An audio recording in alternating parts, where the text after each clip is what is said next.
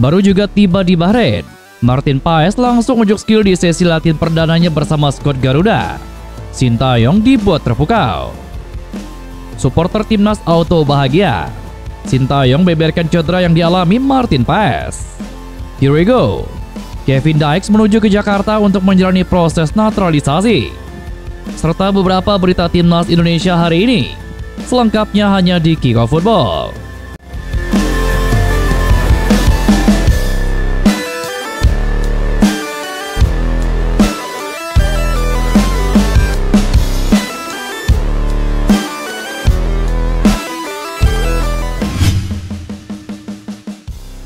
Kiper timnas Indonesia Martin Paes telah tiba di Bahrain pada Selasa malam tadi.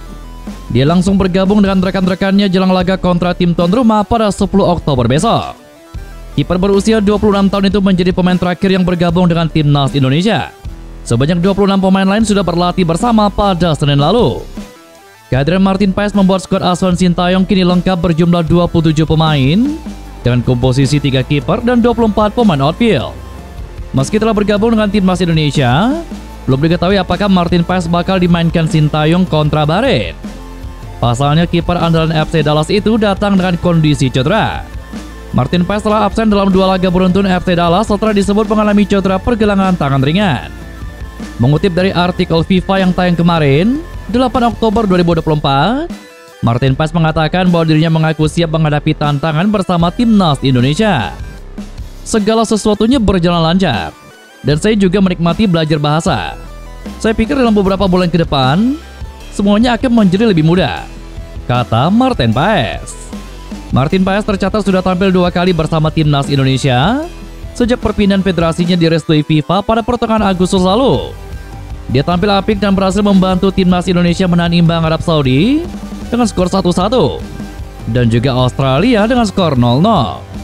Di kedua pertandingan, saya mampu melakukan banyak penyelamatan, menghentikan banyak tembakan bagus. Saya pikir secara keseluruhan, sebagai sebuah tim, kami kuat dalam bertahan. Itu sungguh luar biasa, terutama di pertandingan kedua di Jakarta. Dengan 80.000 penonton di tribun, mereka memberikan begitu banyak energi sehingga tidak sulit untuk memberikan yang terbaik, kata Martin Paes. Saat ini Martin Paes telah menjalani sesi latihan perdananya bersama skuad timnas Indonesia lainnya. Martin Paes tampak lincah dan energi dengan kualitas yang ia miliki sebagai kiper nomor 1 di tubuh skuad Garuda. Pelatih timnas Indonesia Sintayong angkat bicara perihal cedera yang menimpa Martin Paes. Juru taktik asal Korea Selatan itu memutuskan tidak mencoret Martin Paes meski sedang mengalami cedera. Martin Paes dikabarkan mengalami cedera pada jari tangannya. Meskipun mengalami cedera, Martin Paes tetap dipanggil Sintayong ke timnas Indonesia untuk menghadapi Bahrain dan juga Cina. Martin Paes kini sudah tiba di Bahrain pada Selasa kemarin. Bahkan sang kiper juga telah bergabung dalam sesi latihan tim. Sebelum terbang dari Amerika Serikat ke Bahrain, dokter timnas Indonesia sudah berkoordinasi terlebih dahulu dengan Martin Paes. Mereka mempertanyakan kondisi terbaru dari kiper FC Dallas tersebut. Setelah mendapatkan kabar baik, Martin Paes dianjurkan tetap berangkat ke Bahrain.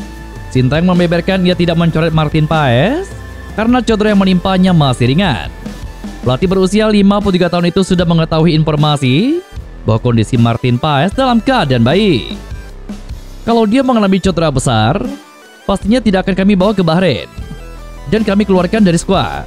Tapi karena bukan cedera besar dan tim fisioterapi kami juga mengecek kondisinya, jadi tidak ada masalah, kata Sintayong. Sebenarnya tidak hanya Martin Paes saja yang dikabarkan mengalami cedera.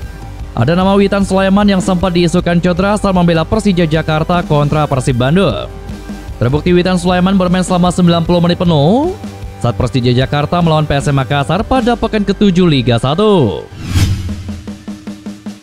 Rumor Kevin Dykes segera dinaturalisasi menjadi warga negara Indonesia untuk bisa memperkuat timnas Indonesia berhembus semakin kencang.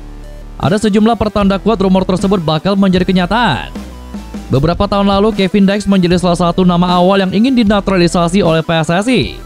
Selain Kevin Dykes, saat itu ada pula nama Max Hilgers, Sandy Walsh, dan juga Jordi Amat. Pada akhirnya saat itu hanya Sandy Walsh dan juga Jordi Amat yang dinaturalisasi. Kemudian baru-baru ini Max Hilgers menyusul menjadi WNI. Hilgers pun berpeluang menjalani debutnya berseragam merah putih pada bulan Oktober ini. Bersalaman dengan Erick Thohir adalah jawaban dari rumor pemain keturunan bergabung dengan timnas Indonesia. Jika sudah bersalaman, tandanya sudah deal.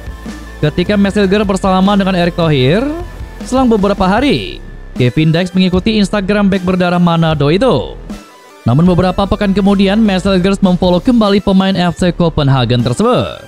Kevin Dex juga terpantau sering memberikan like kepada unggahan pemain timnas Indonesia kepada media Denmark, yakni Bol. Pada beberapa waktu yang lalu, Kevin Dex buka-bukaan mengenai pendekatan yang dilakukan oleh PSSI yang membuatnya mempertimbangkan tawaran membela skuad Garuda. Kevin Dex mulai rajin memberikan like dalam konten-konten yang dibuat oleh fans timnas Indonesia di media sosial, baik berupa grafis maupun foto. Tentunya, jika konten-konten tersebut berkaitan dengan timnas Indonesia. Selain itu, Kevin Dex juga membubuhkan bendera dua negara di biografi akun Instagram pribadinya. Selain Belanda, Kevin Dex juga mencantumkan bendera Indonesia. Selain itu, saat ada netizen yang jago menggambar yang bernama Zulham membuat gambar Kevin Dex dan ingin memberikan kepada sang pemain, Kevin Dex membalas isi chat tersebut. Kevin berharap bisa ke Jakarta segera. Mungkin ia tidak ingin merepotkan Zulham, dan Kevin Dex memberikan indikasi jika dirinya akan menjalani proses naturalisasi. Kehadiran Messenger dan Eliano Renders di timnas Indonesia menjadi momok bagi Cina. Bahkan media Cina membuka cyber dengan menuduh bahwa pengambilan sumpah WNI dari Messenger dan Eliano di Belgia pada pekan lalu tidaklah sah.